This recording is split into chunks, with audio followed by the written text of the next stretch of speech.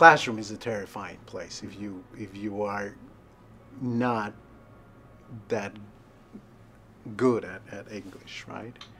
Because in many instances, if you just miss one word, the meaning of one word, you are just missing the entire class, right? Which it happened to me sometimes with students that are learning Spanish, because some of my classes are in Spanish, so I know, and then I realized, oh my God, this student didn't understand anything about saying, probably because they didn't understand one key word. I could see their big eyes, just wide-eyed. I mean, it really would touch my heart because I understood exactly what they were going through.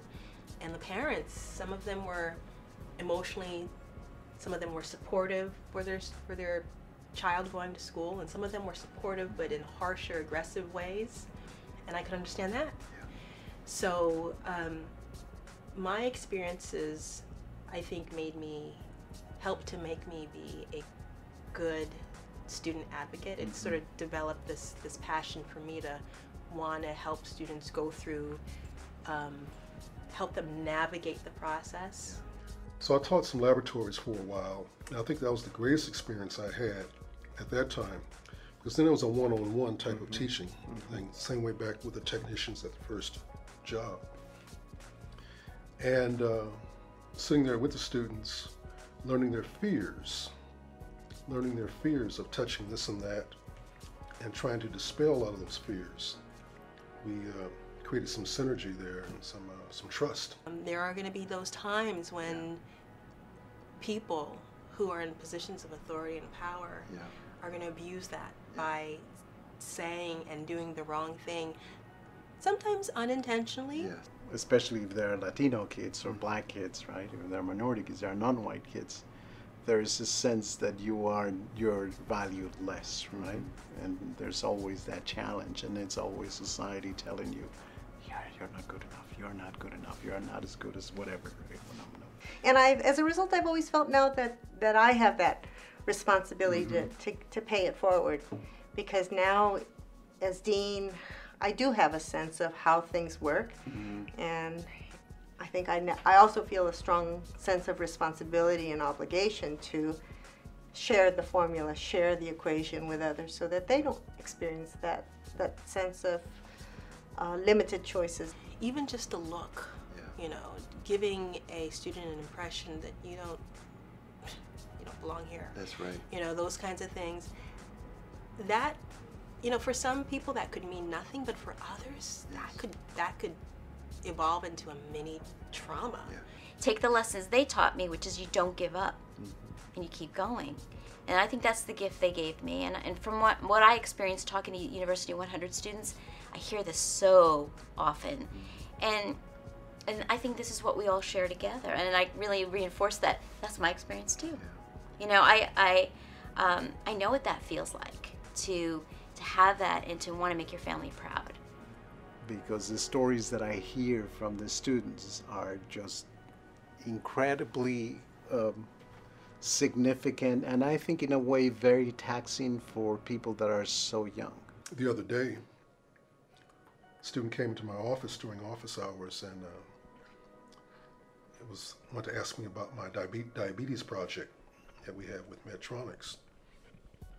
Not so much, I thought first of all he wanted to know about his exam score or something, but he was telling me about a member of his family who had diabetes, and the hospital I was working with, you know, would that be a good choice to bring him all the way from his homeland to that hospital to get treatment, you know. So sometimes the conversations just balloon, you know, outside what we initially were talking about, because of be opening up to them and telling them some of the family or social dynamics and problems that I went through. And somewhere there it seems like a connection is established. I just last week got this really wonderful email from a former student who I was guiding her through the research process.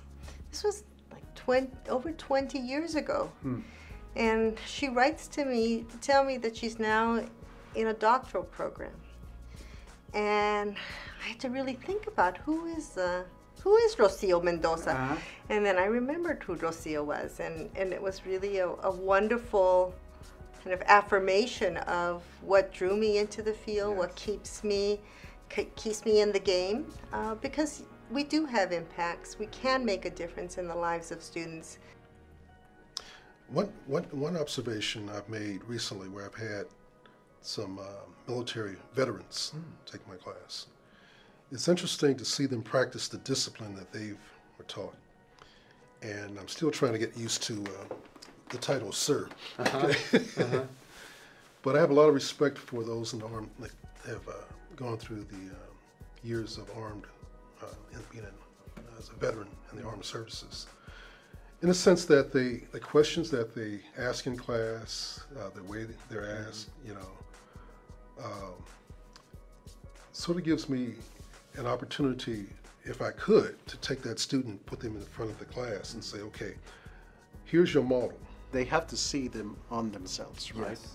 They do have a very rich background. Yes. People don't think in those terms, but we have a lot of immigrant students of all kinds of nationalities, not only Mexican, but we have a lot of immigrants themselves, or their parents were immigrants, right? And those stories are really powerful, and those paths, trajectories are not easy.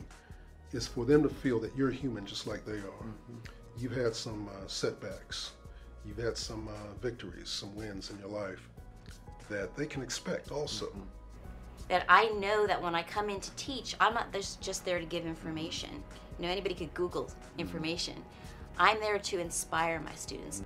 And what I try to do, which is a component of student success, is be the type of professor who has the time and patience to provide those details to him or her.